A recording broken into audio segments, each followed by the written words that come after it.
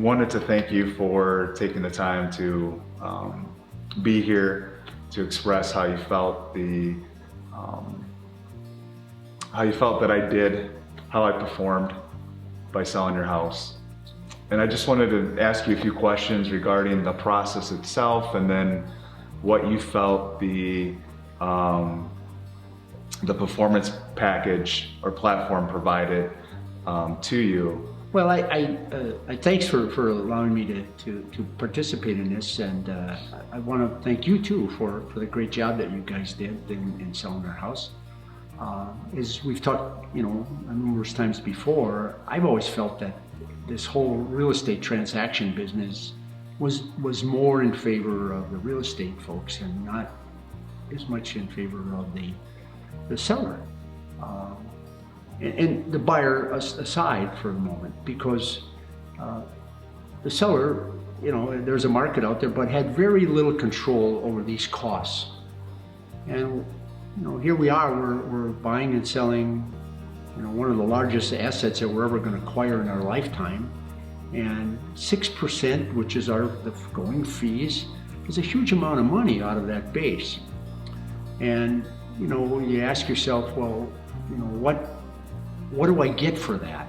Well, the guy sells your house. Well, today there's a lot of options out there. People sell their own homes and market their own homes and so on. But that's not something that everybody wants to do.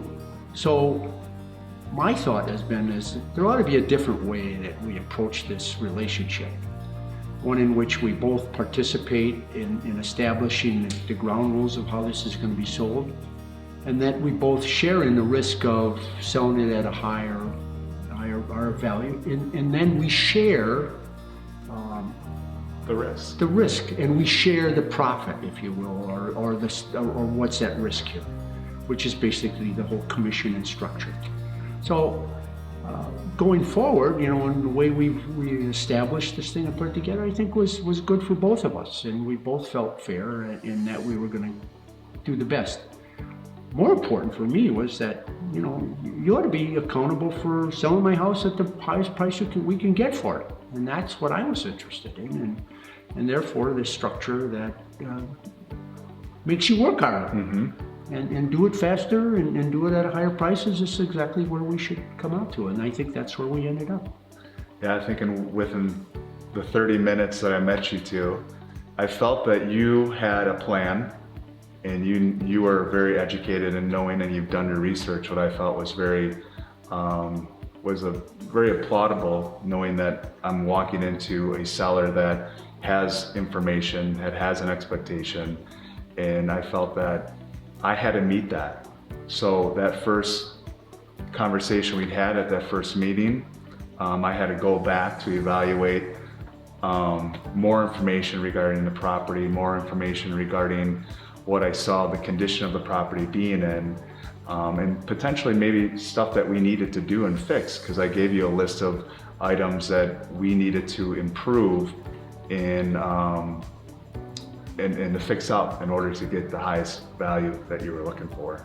Right, and I think that's another thing that, as going forward, that the typical real estate folks aren't looking at those kinds of things except to say, hey, at the end of 30 days, we're going to lower the price. That's the strategy. And in terms of offering a wider range of services to the sellers that says, hey, here's how I'm going to bring value to your property. So all of those kinds of things are what we should be striving for, and I think that's the thing that forces both parties to participate more in this process. On my second interview with you, or my second time that I came to your house and I had arrived at a number and we had some conversations on the phone, I still at that point had a number that I felt that was going to be the number that we could sell at a very high price, and that's the number I wanted to achieve. And when I came to your house, we both felt that that was that same number that we wanted to achieve.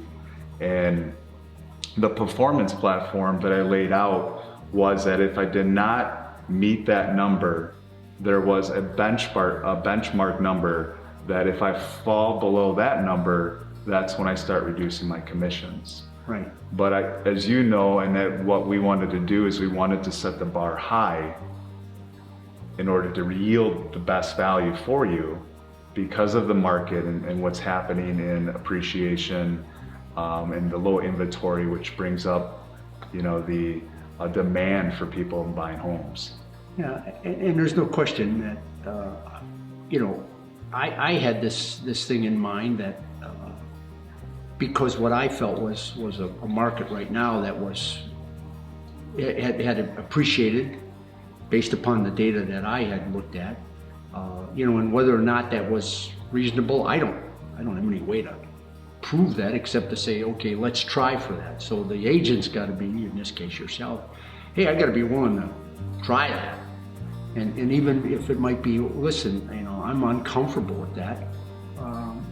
I still think that's what we're, that challenges the agent, in this case yourself, he's got to work at this thing a little and go out there and find the right person, or the client, the market that's out there. So it imposes, it's not just stick the sign into the ground and see ya, and hopefully somebody will give us an offer. That's not what this is about. This means you got to work for me.